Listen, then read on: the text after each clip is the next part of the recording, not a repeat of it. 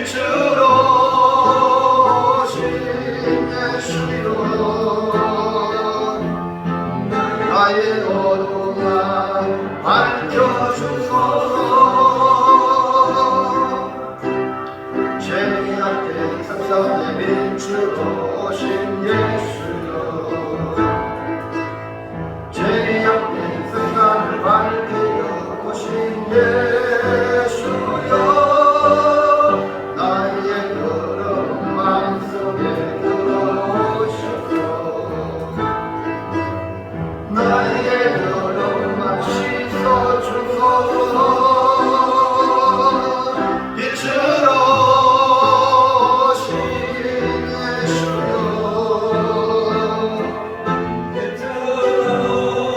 오신 예수여 빛으로 오신 예수여 나의 어둠을 밝혀주소서 할렐루야. 빛으로 오신 예수님을 통하여 여러분 마음이 밝고 여러분의 세상을 바라보는 눈이 밝으시기를 주의 이름으로 축복합니다. 우리 오늘은요 말씀의 제목은 하나님은 빛이시라. 요한 1서를 통해서 말씀을 나누는데 한마디 한마디 말씀을 거울을 비추어서 자기를 돌아보고 성경이 우리를 만들어가는 하나님의 사람들 되시기를 바랍니다. 몇 사람에게 축복합시다. 하나님의 빛을 받으세요. 그 은혜 받으실 바랍니다. 말씀의 빛을 받으실 바랍니다. 세상에 참 귀한 것들이 많이 있습니다. 대부분 귀한 것들은 흔하지 않습니다. 이걸 갖다가 희소성이라고 말을 합니다. 그런데 세상에서 인간이 살아가는 게 가장 귀중하면서도 흔한 것이 있습니다. 너무 흔해서 귀중하게 여기지 못하는 경우가 허다합니다. 우리 하나님은 꼭 필요한 것을 우리에게 공짜로 허다하게 주시는 것이 있는데 그 세 가지가 바로 넘겨볼까요? 뭘까 볼까요? 자, 시작. 빛, 공기, 물. 네. 오늘은 좀 흐려서 태양빛이 안 보여가지고 조금 그렇지만 그래도 밝음이 하나님 주셨죠. 공기 이렇게 태양의 광합성 작용으로 또 나무에서 우리에게 산소를 공급해 주어서 마음껏 마실 수 있죠.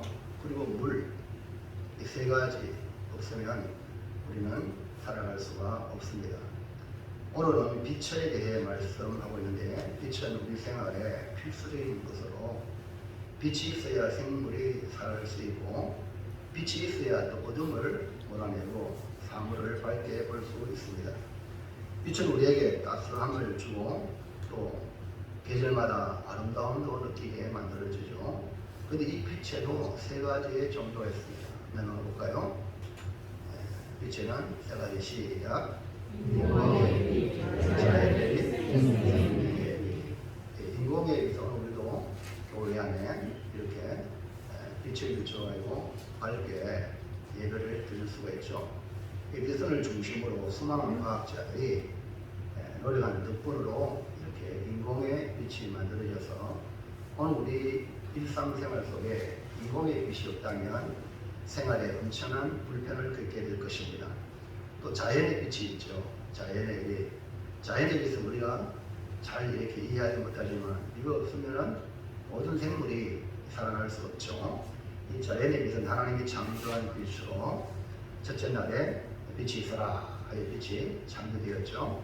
하나님이 창조하신 빛으로 낮과 어둠을 나누어 첫째 날에 대해 하루가 시작됐습니다. 그 때문에 이 빛이 하루를 결정하는데 넷째 날에 태양, 달, 별을 만들었거든요. 그런데 태양, 달, 별은 낮을 주관하고 밤을 주관하게 했지 이 첫째 날 만든 빛으로 하루가 시작되는 거예요.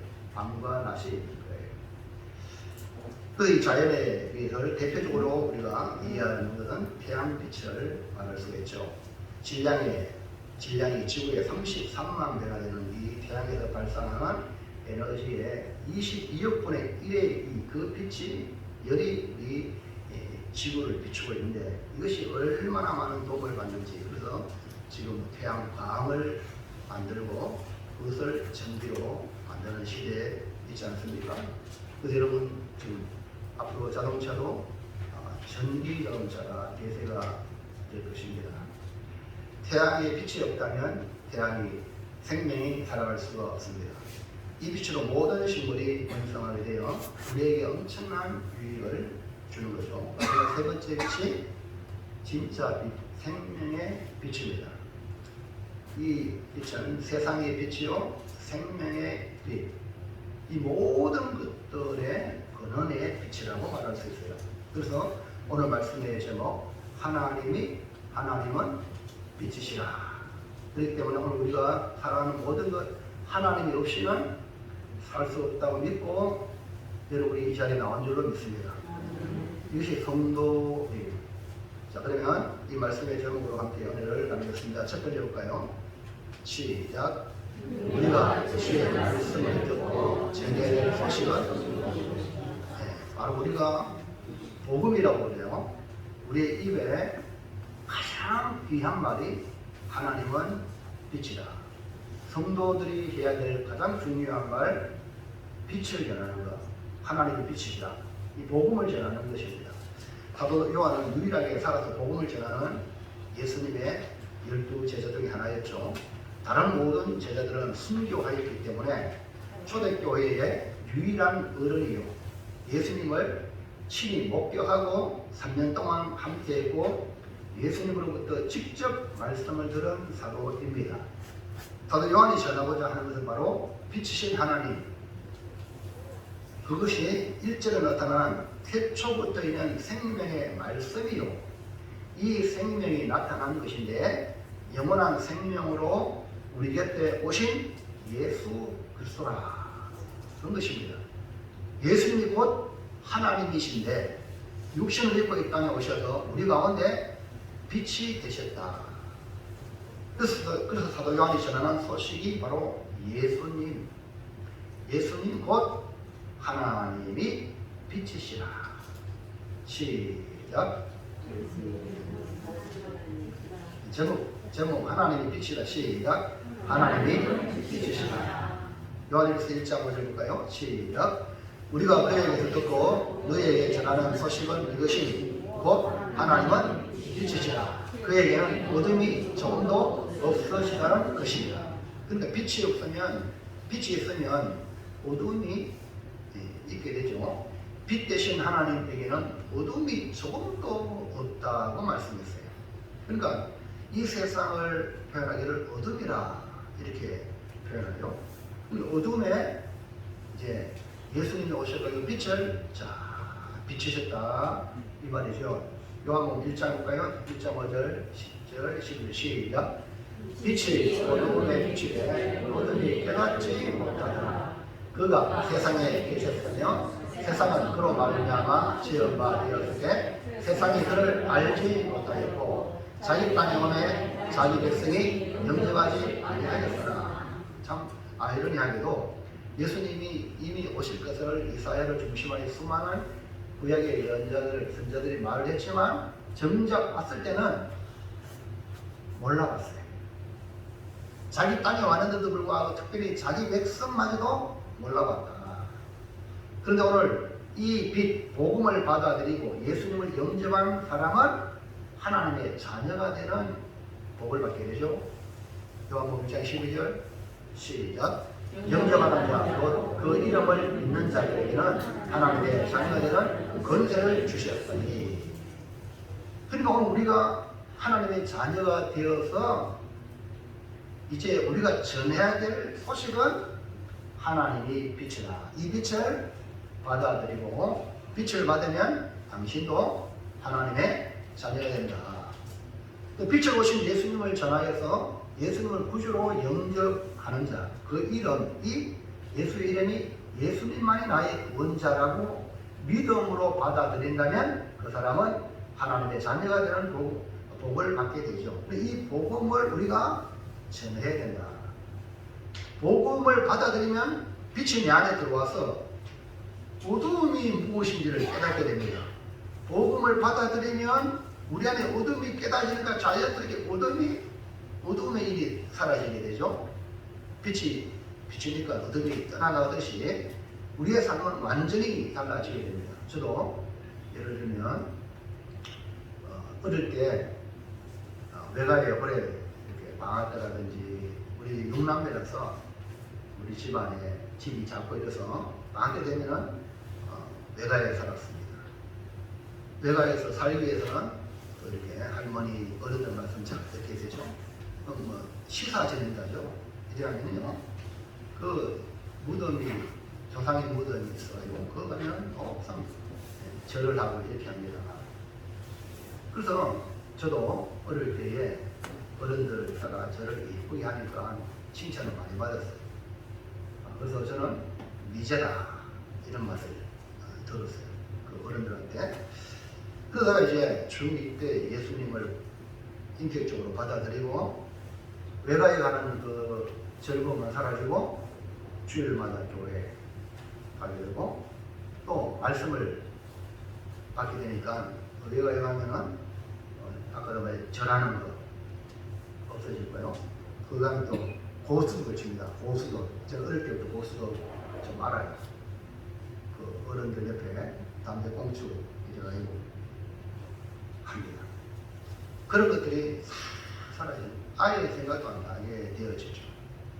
이것이 왜 그러냐? 바로 빛이신 말씀이 내 안에 들어오니까 주님을 사랑하는 마음으로 교회에 빠지지 않는 그런 신앙생활로 하게 된 것입니다. 그러니까 하나님의 자녀가 되면 우리는 빛을 따라가는 사람이에요. 빛이 비추는 대로 인도받는 사람이 바로 성도라는 것입니다. 자, 요한복음 8장 12절 시작. 예수께서 말씀하여 이르시되 나는 세상의 빛이니 나를 따르는 자는 어둠에 다니지 아니하고 생명의 빛을 얻으리라. 그럼 예수님이 세상의 빛으로 우리에게 생명의 빛을 비춰보신 것이죠. 그리고 우리가 주님을 따르면 그 생명의 빛을 얻게 되는 거죠. 요한복음 1장 4절 9절 시작. 그 안에 생명이 있었으니 이 생명은 사람들의 빛이라. 참빛 곧 세상에 와서 각 사람에게 비추는 빛이 있었나니. 예, 예수님 안에 생명, 그 빛이 비추면 생명이 우리에게 살아나는 거예요. 그래서 이 생명은 사람들의 빛이라. 그 참빛이 바로 뭐냐? 예수님이에요. 그리고 각 사람에게 지금 비추는데 그 빛을 받으면 돼요. 오늘 이 시간에 말씀을 여러분 듣고 있잖아요. 이 말씀은 빛이 여러분에게 비추는 건 마찬가지예요. 이걸 받아들이면, 문을 열고 받아들이면 내 안에 생명의 역사가 일어나게 되는 것입니다. 이 빛은 바로 말씀으로 우리에게 비추어주고 있어요. 자, 넘어가세요. 10편 119편 105절 시작. 주의 말씀은 내 발에 등이요 내 길에 빛이니이다. 주의 말씀이 우리에게 빛을 잘 비추니까 등이요 내 길에 빛이 되기 때문에 그 빛을 따라가면 우리는 천국에 도달하게 되는 거죠. 오늘 우리는 예수님을 구주로 믿는 성도로 부름을 받았어요. 그러면 우리가 복음의 빛을 받고 말씀의 빛을 받았기 때문에 그 빛이 비추는 대로 나갈 때에 생명의 길을 가는 거예요. 예수님은 우리를 향하여 뭐라고 또 말했는지 아세요? 자, 마태복음 5장 14절 시작. 너희는 세상의 빛이라 산에 있는 동네가 숨겨지지 못할 것이다. 주님이 빛인데 우리가 주님을 따라가면 이제 우리를 향하여 너희도 빛이라. 세상 사람들이 여러분을 바라보고 이제 따라오게 됩니다. 빛이신 예수님 우리를 향해 이렇게 빛을 비추는 그 빛이 우리를 향해 이제 너희가 세상의 빛이다. 이렇게 말씀하신 것은 오늘 우리의 사명이 빛의 사명이다. 그 빛은 마태복음 말씀을 계속했지만 너희의 착한 행실이다. 그러니까 빛을 받으면 착한 행실을 합니다. 착한 행실은 생각에서, 마음에서, 입술에서, 행동으로 다 포함되는 거예요. 예수 믿기 전에는 자기 마음대로 살아왔지만 빛이 들어오면 주의 뜻대로 말씀의 빛이 비춰주니까 착한 행실로 변화가 되는 거예요. 이것이 그 안에 빛이 있는 사람들의 모습이죠. 자, 둘째, 시작. 하나님과 사귐이 있다고 하면서 어둠에 행하면 어떻게 됩니까? 다시 말해 내가 성도라고 하면서 착한 행실을 전혀 하지 않으면 어떻게 되느냐 이 말입니다. 빛이신 예수님이 우리를 향해 우리가 이제 세상의 빛이다 이렇게 너희는 세상의 빛이라고 말씀을 하셨기 때문에 그만 우리는 빛이신 하나님과 사귐을 계속적인 빛을 받으면서 사귐을 가지고 살아가는 성도죠. 빛이신 하나님과 사귐을 가진 성도는 자연스럽게 빛 가운데 있기 때문에 어둠의 일을 버리고 빛의 삶을 살아가게 되는 것입니다. 우리가 이제는 빛의 사명을 가지고 있는 빛이라. 그러면 어떻게 우리가 세상에서 빛이 될 수 있는가? 에베소 5장 8절 9절 시작. 너희가 전에는 어두움이었더니 이제는 주 안에서 빛이라. 빛의 자녀들처럼 행하라. 빛의 열매는 모든 착함과 어려움과 진실함에 있느니라. 그러니까 오늘 우리를 주님이 세상의 빛으로 보셨어요. 대단하죠. 주님이 빛인데 이제 우리를 향하여 너희가 빛이라. 주 안에서 빛이라. 그렇기 때문에 빛의 자녀들처럼 행할 사명이 있는 거죠. 과거에는 어떤 거였어요? 과거에는 어둠이었단 말이에요. 예수를 구주로 믿고 난 뒤에 이제는 주님 안에서 빛이라. 따라합시다. 나는 주 안에서 빛이라. 그러니까 빛을 비춰야 돼. 빛을 비춰가지고 우리 주변을 어두운 일들이든 그들에게 빛을 비추면 어둠이 떠나게 됩니다. 여러분 때문에 이 사회가 밝아져야 돼. 아멘입니까? 복음의 능력입니다. 그렇다면 우리는 빛의 자녀들처럼 행해야 한다는 거죠. 빛의 자녀처럼 행하는 이 삶을 갖다가 빛의 열매로 나타나게 됩니다. 그 열매가 모든 착함, 의로움, 진실함으로 나타나게 되죠.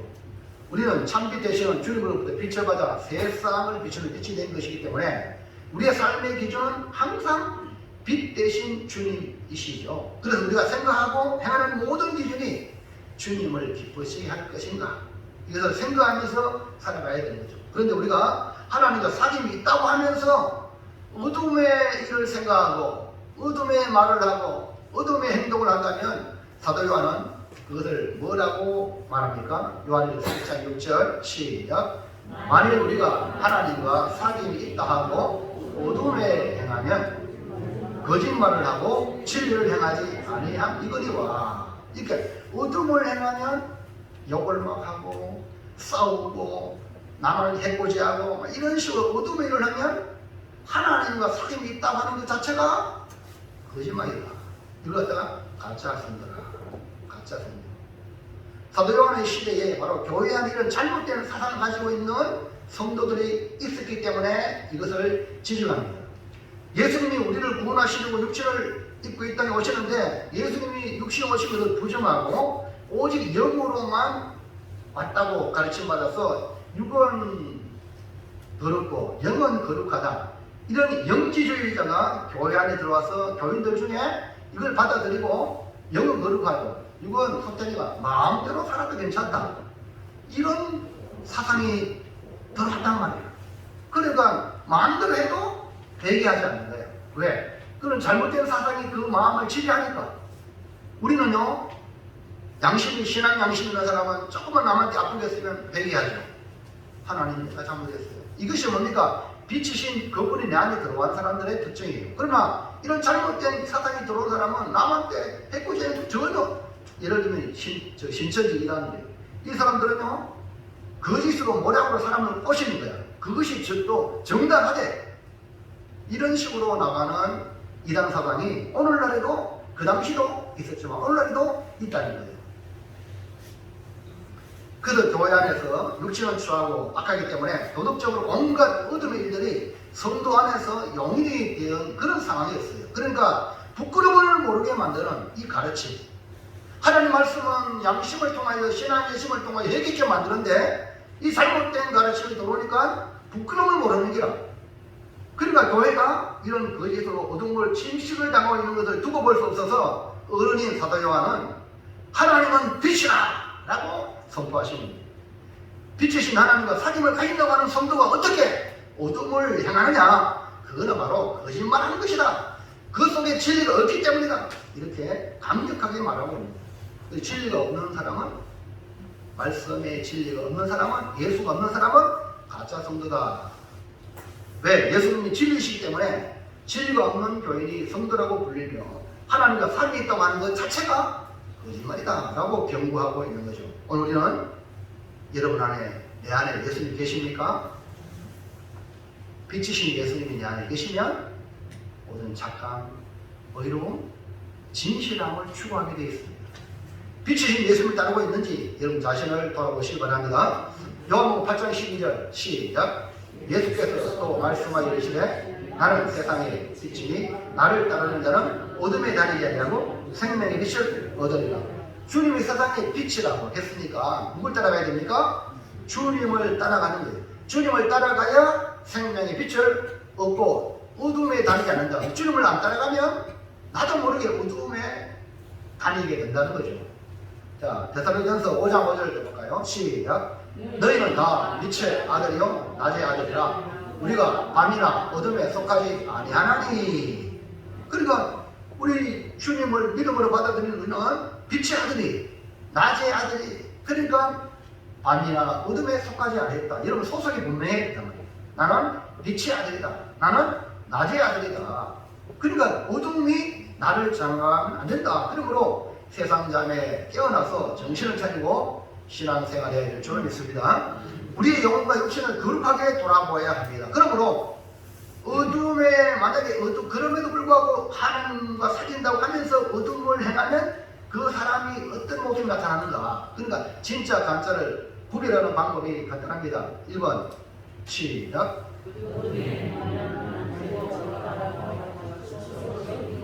네, 어둠에 행하는 사람은 자신의 죄를 몰라. 그러니까 다른 사람을 판단하게 됩니다. 내가 더 큰 죄인인데 사도 요한께서 나는 죄인 중에 괴수라고 했어요. 이것이 빛의 사람이죠.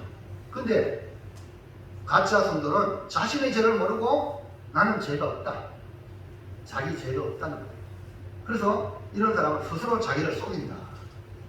범죄한 사람의 특징은 나는 죄가 없습니다. 나는 억울하게 잡혔습니다. 이렇게 하는 사람들이 많습니다.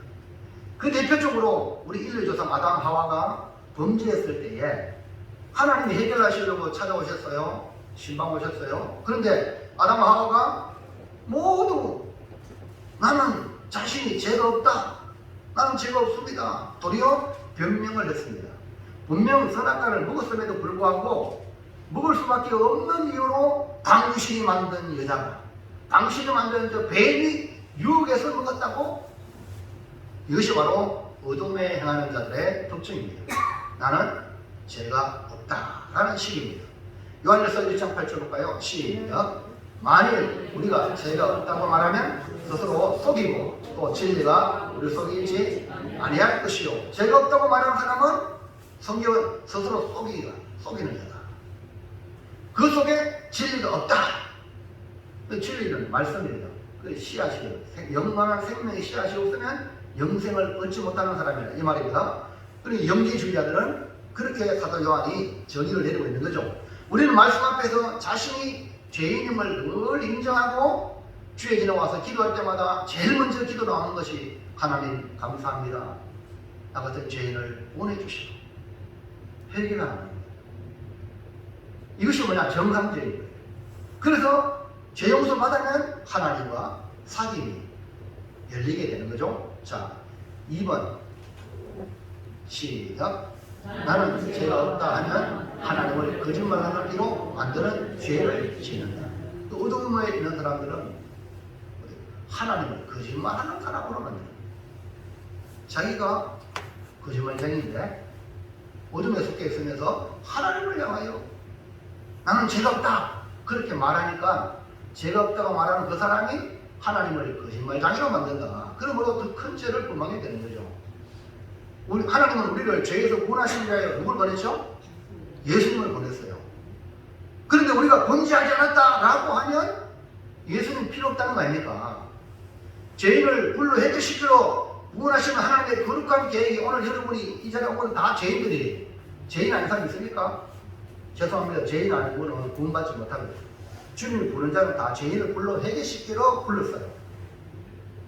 근데 하나님이 거룩한 계획이 나는 죄가 없다 하면은 예수 그리스도의 구원의 계획이 무산되는 거죠. 결국 하나님을 거짓말장애로 만들어버리는 겁니다. 요한일서 1장 10절 시작.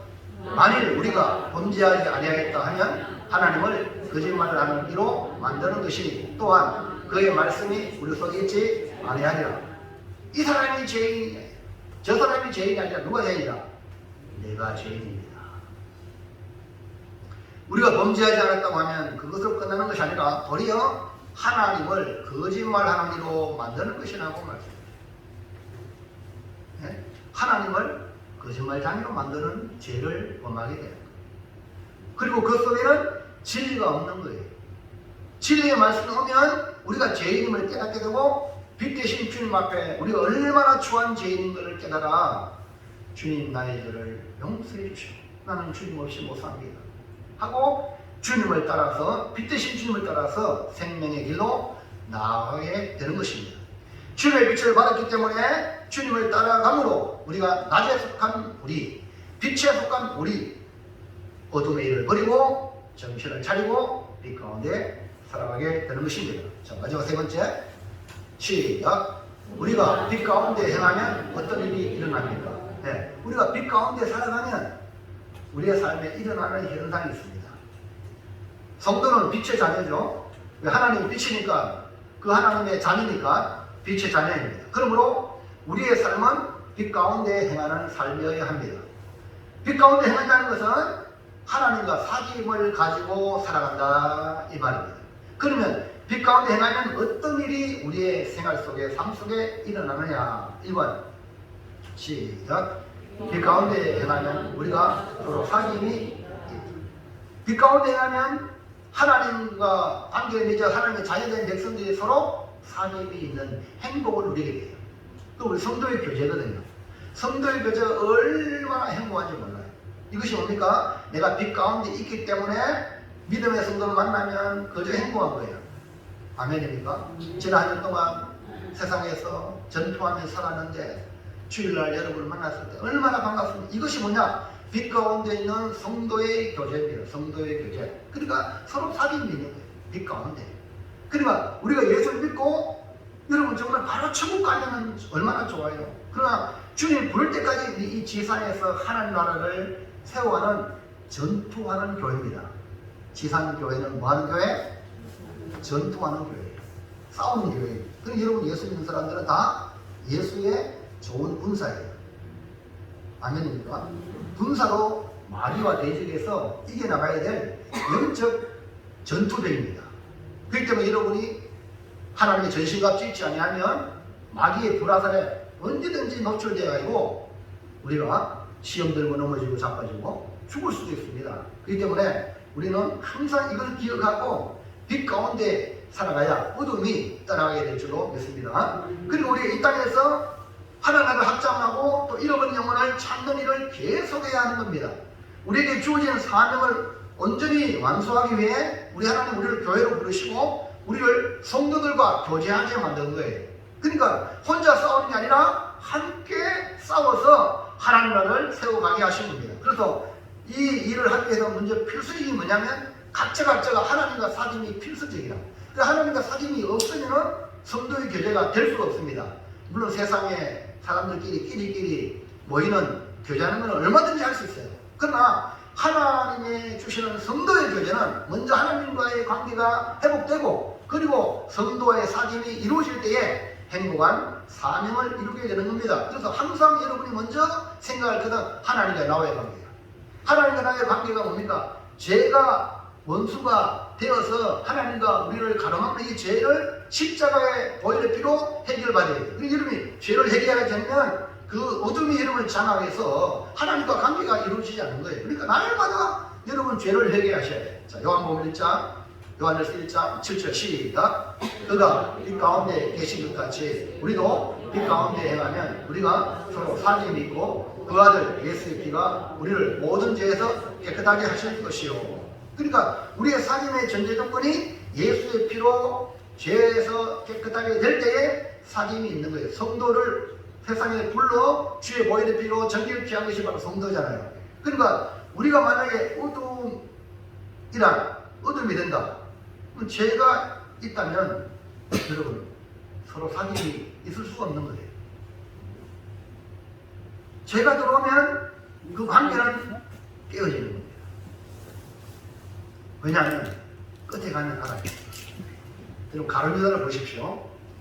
예수의 제자로 부름받았잖아요. 영광스러운 주님의 제자였지만 이 가룟유다가 처음에는 주님의 제자로 자리는데 마귀의 생각을 받아들이고 그리고 돈을 맡은 대로 그 회계로서 그 재정에 손을 대는 거예요. 꽃감 빼먹듯이 이런 모양 저런 모양으로 해서 빼먹었어요. 도둑질을 했어요. 사도 요한이 정확하게 저는 도둑이라고 했거든. 돈기를 맡으면서.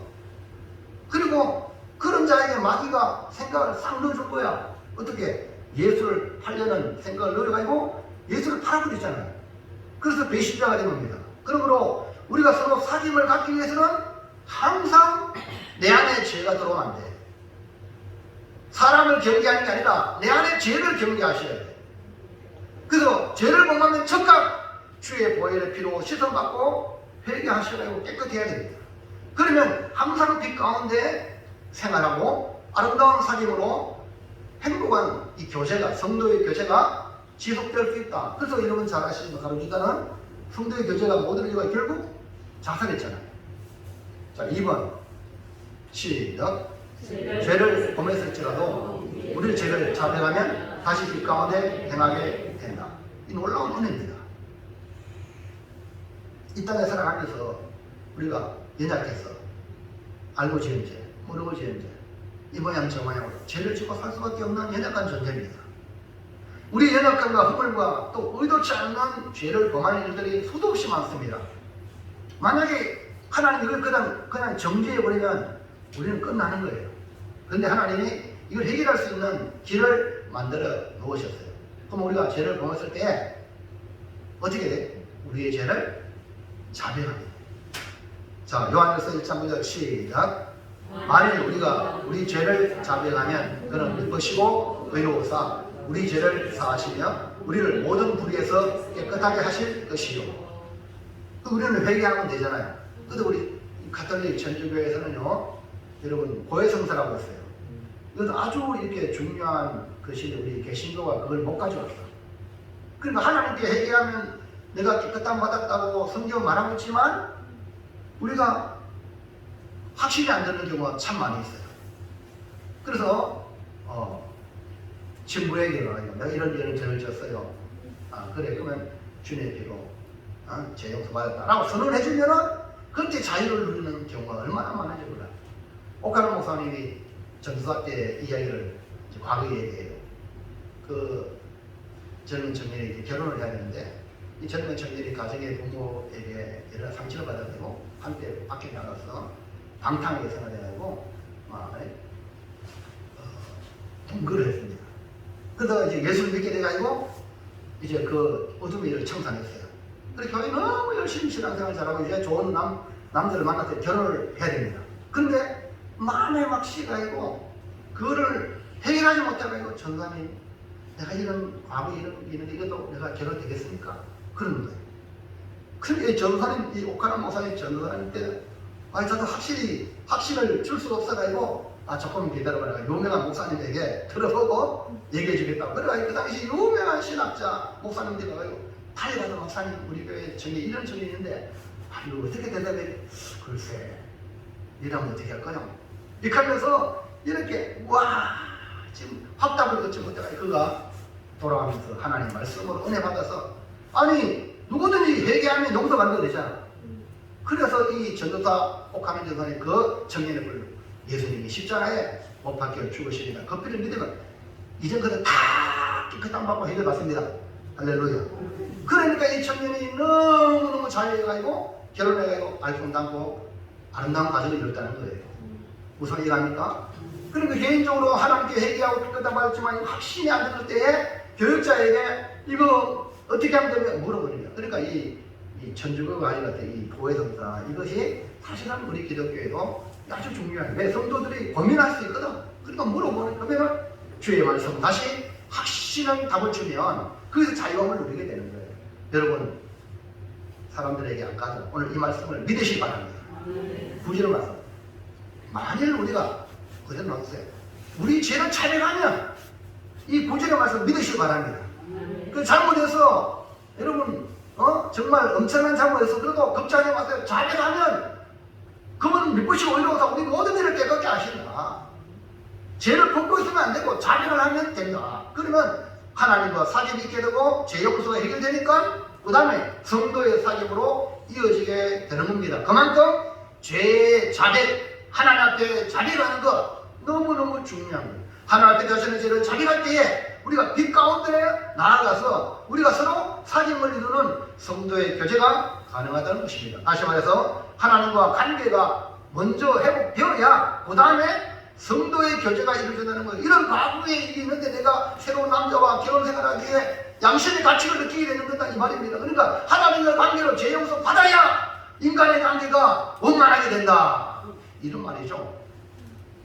그 대표적으로 예를 한번 들으면요. 기독교 역사상 위대한 인물 중에 한 사람이 성 어거스틴이에요. 이 사람은 망탕한 사람이 있어요. 젊은 날에. 그래서 가정의 불만 가지고 이렇게 살아가다가 독립하면서 성적인 노예가 됐어요. 한 어린 여자를 만나가지고 사랑에 빠져서 아이도 낳고 이런 참 성적인 타락의 길을 가다가 또 만일교에 10년 동안 빠져가지고 빠져 있었고 잘못된 사상을 받아들이고 또 플라톤 사상에 심취하고 이런 이 상태에 그 어머니는 신앙입니다. 그러니까 어머니가 늘 어머니를 위해서 기도했거든요.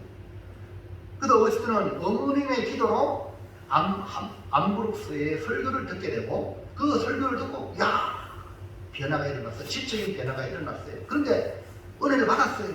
그런데 생활의 변화가 쉽지 않습니다. 그렇게 말씀은 이렇게 하는데 내 삶에 변화가 일어나지 않아서 고민을 계속 하는데 어느 날 갑자기 어린 아이들이 노래를 부르면서 집어들고 읽어라 막 그런 말이 제 귀에 막 어르신의 귀에 막 들리는 거예요. 그래서 이 어르신이 옆에 있는 집어들고 읽는 그 성경이에요. 성경을 딱 펴는데 그 성경이 자 넘어가세요. 시작. 낮에와 같이 단정히 행하고 망탕하거나 술 취하지 말며 음란하거나 호색하지 말며 다투거나 시기하지 말고 오직 주 예수 그리스도로 옷입고 정욕을 위하여 육신의 일을 도모하지 말라. 이 말씀이 눈에 확 들어오는 거야. 그래서 이 어르신이 이 말씀에 사로잡혀 그동안 고민했던 모든 이 음란 그리고 이 술 취함, 방탕함 이런 것들로부터 완전히 끊어버리고 회개해서 폭풍 같은 눈물로 변화가 일어나게 됐어요. 그래서 그는 제2의 바울과 같은 인물이 되었습니다. 이 어거스틴의 핵심으로 신앙적, 육체적 그런 잘못된 방향을 종식하고 인격적으로 말씀이신 주님을 만나서 변화를 경험하여 그는 부활절에 AD 387년 부활절에 세례를 받고 그 8년 뒤에는 감독이 되어 기독교에 엄청난 영향을 끼치는 인물이 되었어요. 그 어머니 모니카의 끊임없는 자식을 향한 기도가 결실하였고 기독교에 위대한 업적을 남긴 거예요. 그가 쓴 책 참회록 그리고 하나님의 도성. 이 참회록은 누구나 회개하기만 하면 하나님이 받아주신다. 하나님의 사랑이에요. 하나님의 도성은 이 세상 나라가 아니라 하나님의 나라가 이 땅에 이루어진다는 거예요. 가인과 아벨 이후에 이 세상은 두 도시입니다. 두 도시가 지금 우리 살아가는 이 세상에 현존해 있어요. 하나는 하나님의 도성이에요. 신자들이 하나님의 도성 안에 있는 사람이고 또 하나는 인간의 도성, 세상, 이교도들의 세상입니다. 이 두 세상이 이 땅에 존재하는데 오늘 저와 여러분이 바로 교회에 속했다는 것은 하나님의 도성 안에 들어왔다는 거예요. 그러면서 이 세상에 발을 딛고 살아가고 있는 오늘 우리의 모습인데 이런 두 도시가 얽히며 살아가고 있지만 하나님의 도성인 바로 이 교회가 반드시 승리한다.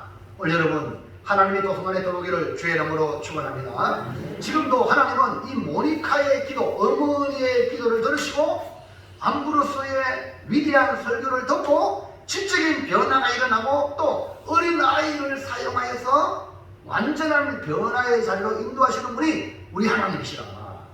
사랑하는 성도 여러분, 지금 한국교회는 위라고 합니다. 그러나 기도가 살아있고 말씀이 온전히 선포되어지고 또 복음을 전하는 자가 있다면 하나님께서 한 사람 강자 어스피를 변화시켜 한국교회를 새롭게 하실 줄로 믿습니다. 지금도 감사한 것 중에 울산대 법학과 교수 이정훈 교수가 그 대표적인 한 분이에요. 이 사람은 이 혁명을 일으키려고 꿈을 가지는데 교회가 가장 걸림돌이다. 교회를 파괴해야 되겠다. 이런 사람이 기독교 TV에 목사님의 설교를 듣고 비아냥거리며 판단했는데 어느 목사님이 내가 죄인입니다. 그 만장 앞에 자신의 죄를 고백할 때 그가 무너져야 되는 거예요. 그래 지금 제2의 바울처럼 교회를 지켜가는 사수자가 됐어요. 이종훈 교수. 아주 하나님이 그때그때마다 이렇게 강자를 변화시켜서 어거스로 만드는 이런 모습을 볼 수 있습니다. 지금 우리는 마지막 때를 살고 있습니다. 그렇기 때문에 믿음의 성동안의 교제가 더더욱 절실합니다. 마지막 시대는 성경이 말하기를 사랑이 식어지는 시대가 온다고 그랬죠. 그렇기 때문에 이 시대를 극복할 수 있는 길, 마지막 시대에 이 세상에 사랑이 식어지는 이때에 성도의 교제로 말미암아 빛이신 하나님의 관계를 회복하여 그 사랑이 점점 확산되어지고, 그래서 우리가 날마다 제사함의 은혜를 받고 성도의 교제로 말미암아 빛 가운데 살아가서 이 험한 세상을 승리있게 하는 줄로 믿으시기 바랍니다. 그래서 여러분 개인적으로 하나님의 관계를 중시하시고 그리고 성도의 관계, 사귐을 아름답게 만들어서 하나님의 도성이 여러분 때문에 우리 때문에 확장되기를 축원합니다. 자, 결론입니다. 결단합시다. 시작. 하나님은 빛이시라. 생명의 빛을 받은 우리는 빛 가운데 살아가기 위해 우리 죄를 자백함으로 어둠을 벗어버리고 서로 사귐으로 빛의 연함 있는 삶을 살겠습니다. 기도하겠습니다. 하나님 감사합니다. 우리 하나님이 빛이시기에 그 빛을 오늘 우리에게 비춰주시고 말씀으로 비춰주시기에